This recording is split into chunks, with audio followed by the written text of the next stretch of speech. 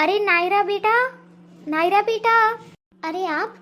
हाँ बेटा, देखो तुमने मुझे नौकरानी के लिए कहा था ना, मैं तुम्हारे लिए एक नौकरानी लेकर आई हूँ। ये नई नौकरानी। अरे आप लोग बाहर क्यों खड़े हैं? आइए अंदर आइए, चलो आ जाओ।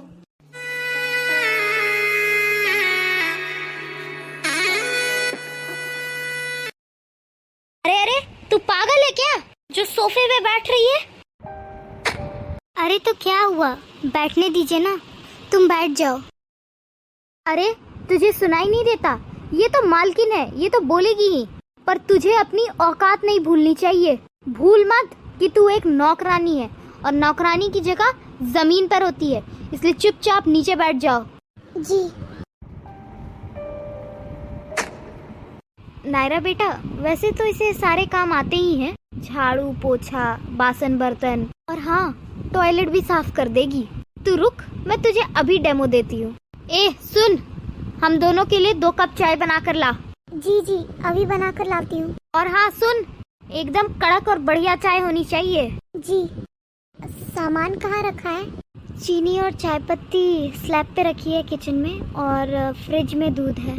जी ठीक है, मैं अभी चाय बना कर लाती हूँ। नायरा बेटा, वैसे तो ये घर का सारा काम जानती है, पर फिर भी तो इस पर पूरी नजर रखना, क्योंकि ऐसे लोग ना बस शक्ल से ही मासूम होते हैं, अंदर से 1 नंबर के शातिर होते हैं। कब पूरा घर खाली करके चल जाए पता भी नहीं चलेगा तुझे। बाय द वे आंटी जी, ये आपको कहाँ मिली? अरे हमारे 2 फ्लैट छोड़ करके जो मिश्रा जी नहीं है, उन्हीं के घर पे ये काम करती है। उन्होंने बताया मुझे कि इसके शादी के कुछ ही दिन बाद इसके सास ससुर गुजर गए, और उसके कुछ ही दिन बाद उसका पति भी मर गया। वैसे अब ये रहती कहाँ पर है? अरे हमारे लोकेलिटी के बाहर जो झुग्गी झोपड़ी है ना, जहाँ पर वो गरीब लोग रहते हैं, हाँ बस वहीं पर रहती है, और इसी तरह 3-4 घरों में काम करती है और अपना गुजारा कर रही है।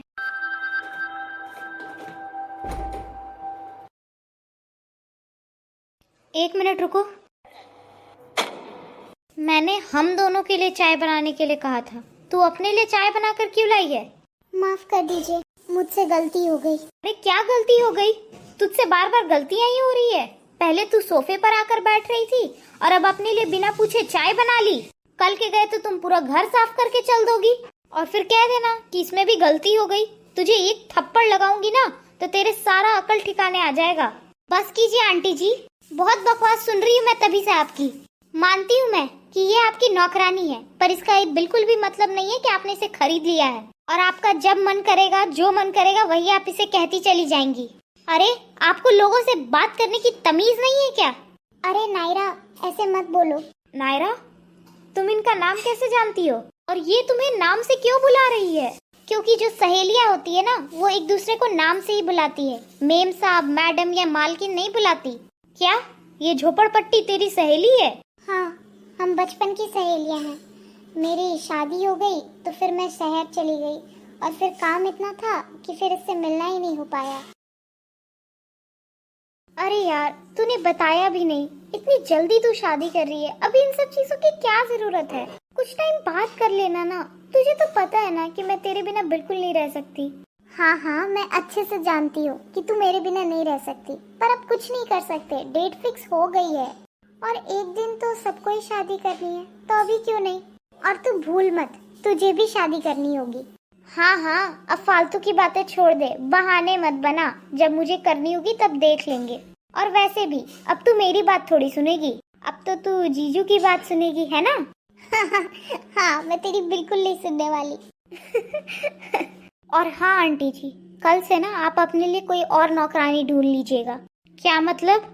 क्योंकि अब ये कहीं पर काम नहीं करेगी, अब ये इस घर की मेंबर है और ये यहीं पर रहेगी। नायरा बस। अरे बहुत हो गया गीता, तुमने हमेशा अपनी मनमानी की है, पर अब बस। पर तू इसे अपने पास रखेगी कैसे? तुझे पता नहीं है क्या, इसने अपने पूरे परिवार को खा लिया, और तू इसे अपने घर में रखेगी? मैं पहले ही बता दे रही हूँ, इससे तेरा ही नुकसान होगा, तेरे भी पूरे परिवार को खा जाएगी ये। आंटी जी, मैंने पहले ही कहा था बकवास बंद कर दीजिए। और मैं आपको बता दूं, दोस्ती हालात देखकर नहीं की जाती। आज मेरी दोस्त को मेरी सबसे ज्यादा जरूरत है तो मैं उसे छोड़ दूं?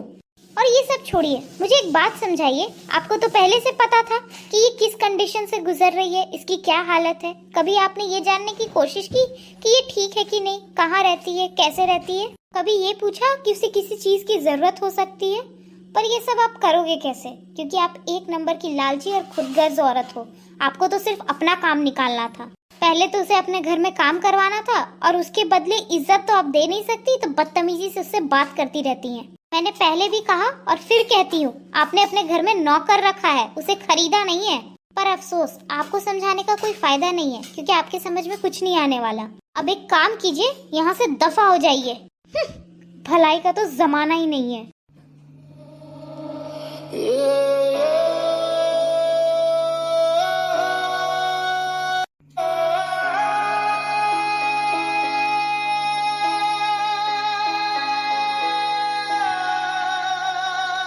Guys, for more such videos, do like and subscribe the channel and share these videos and shorts with your friends and family.